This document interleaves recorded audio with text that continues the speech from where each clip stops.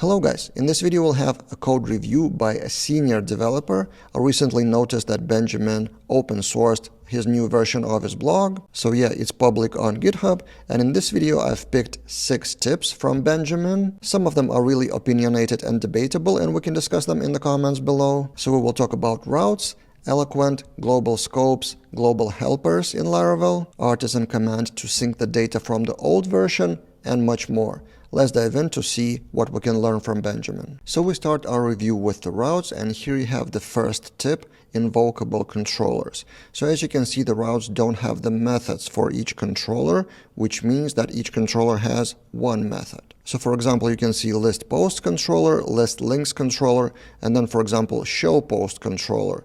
But they are different. It's not post controller with index and show. They are separate. List post controller with one method and show post controller with another one method. And here are the controllers: list post with invoke method, only one method, also list links controller with one method, and finally show post controller with one invoke method, but with a parameter in this case. This is a personal preference. Some may argue that Benjamin took it too far here with invocable controllers. Personally, I would probably go for resource controller for post controller here, but this is just as an example that if you prefer one controller per route, you can probably use invocable controllers, single action controllers for probably all of them. The next tip is in the same routes web file, the last route, the fallback. So basically, if the URL is not the blog, not the links, not the merchants, then everything else falls back it to be a post. So for example, if we go to that preview URL by Benjamin, we can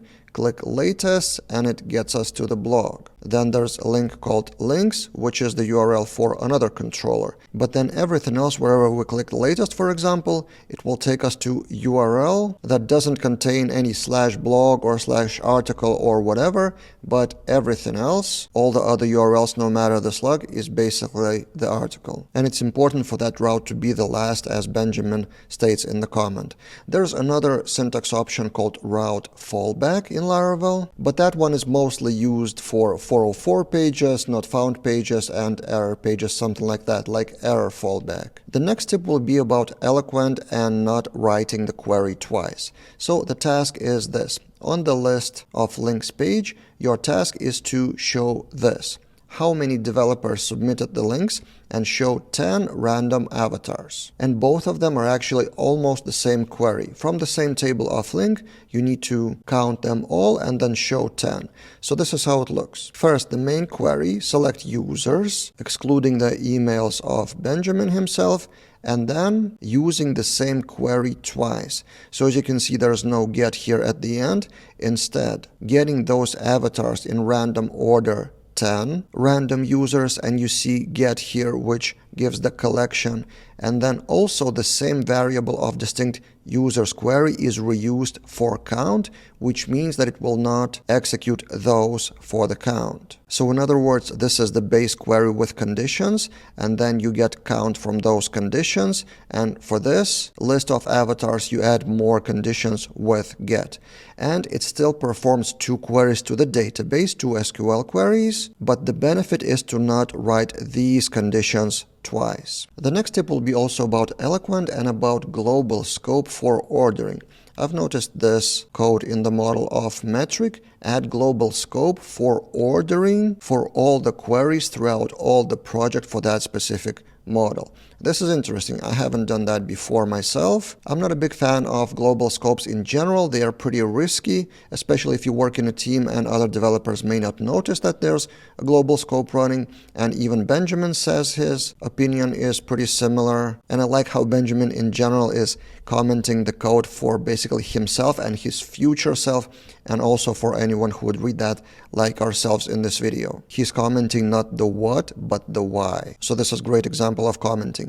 And then, for example, if we see the metric query somewhere, in this case in App Service Provider, it would automatically apply the latest, which is order by created at descending by default, even though there's no ordering here in this specific query. And along the way, a few more things that Benjamin is doing in the App Service Provider, kind of global settings, again with comments. I particularly like this comment, not necessary but why not, and a few more things that Benjamin is doing in the App Service Provider, kind of have global things to configure. And I have a separate video pretty recently on this channel about things you may want to do in the beginning of this project, of any Laravel project, and I will link that video in the description below. The next tip will be about global helpers in Laravel project. For example, you have some kind of function that doesn't really belong to any class. It's just a helper for something globally, which may be used in many places in your project, and you don't want to create a specific class for that. So here's the function: extract headings from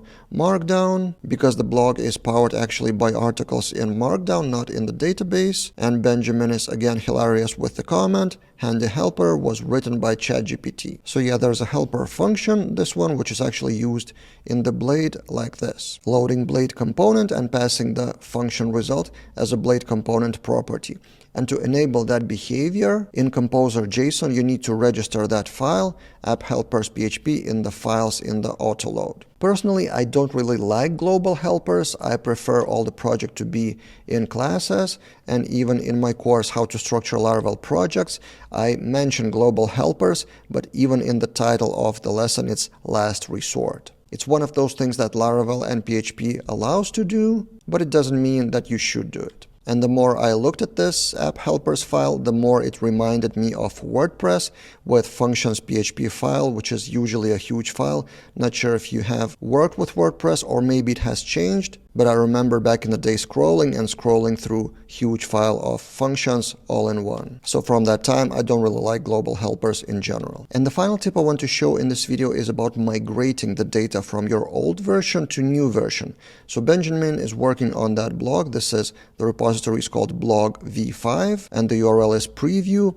and at some point he would need to launch live, right? And also while working with that project, he needs the data from the current version, right? So the approach that Benjamin took, and I really like it, is to create a few console artisan commands to sync the data, both whenever he needs it along the way to refresh the data from the old version and also when he goes live. So here's the main command, fresh command, which is app fresh. So whenever he runs PHP Artisan app fresh, this command wipes the database fresh and then syncs the things from the old database. So sync analytics, sync users, and other syncs, which are separate artisan commands as well. And for example, if we open sync users, there's a DB connection legacy, so separate connection in the config database, so that artisan command gets the data from the table users on the old database and creates the data in the new database with update or create, just to make sure nothing is overwritten. And basically that's it. There may or may not be some transformations to the data from the old and new database. Some tables may change the structure, others may not. In some cases, the commands are more complicated. So to sync links, for example, for each of the link, Benjamin is trying to get the image URL from real HTTP GET. So yeah, overall, I like this approach for migrating data. So these were the tips that I wanted to show you, but of course there are many more things that you can learn from the source of Benjamin's blog, so I will link that in the description below, and he's still working on that, so there may be changes, and you can follow the journey of Benjamin on Twitter. He's also available for freelance work, and he's also often sharing the story of the blog, both from technical point of view and also from the business side, which is also interesting to me personally. That's it for this time, and see you guys in other videos.